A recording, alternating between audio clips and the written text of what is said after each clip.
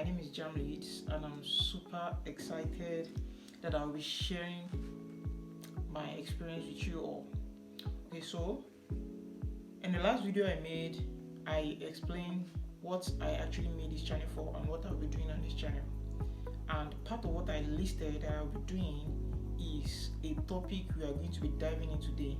So the topic we'll be diving into today is what I feel like most of you will be interested in, which is how I got my first job in tech and what was my first role. So sit back. If you are joining for the first time, please do well to subscribe, like the video, and share to someone else. Let's dive in. Let's start with the big question. The big question is, how did I get my first job?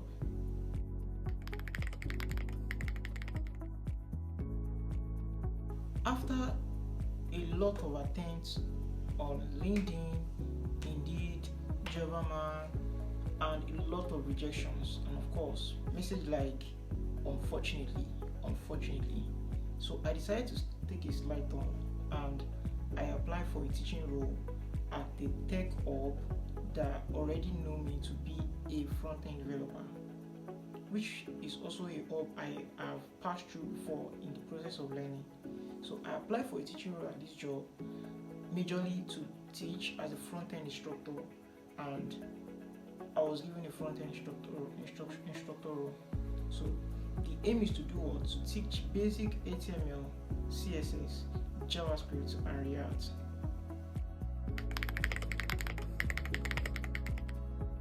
From what I just said, you already know that my first role is the role of a teacher, a front-end teacher, so to say. The question is, why teaching? Actually, I discovered that I have a big knack in terms of explaining things. I am very good when it comes to giving detailed explanation of something I know. So personally, I like to talk, and definitely I like to teach. So if I know something, I'm interested in teaching you and make sure that I'm involved in impacting that knowledge to someone. So I find this interesting personally.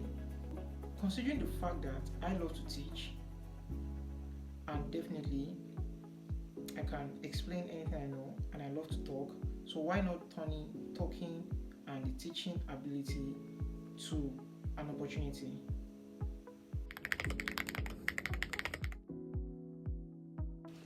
There are definitely some great advantage in teaching.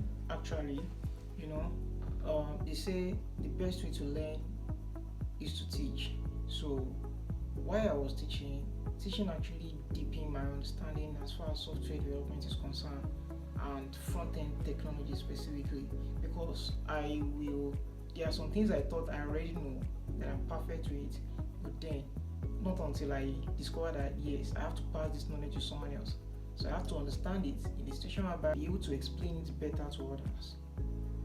So at this point, teaching helped me to actually better understand some things. How does it work at the end? How does it work behind the screen? How does it work behind the scene? So I was able to understand these things, and I was able to duplicate that knowledge to people. And apart from that, it pleases me to see that yes, people are growing by the instruction I give them. People are getting better by the skills I show them. I will use this opportunity to do a big shout out to every student I've taught at. At some point, teaching also gave me a sense of accomplishment. Yeah, because I was so glad and really I was happy to see that my students are getting things done and getting better in their skills.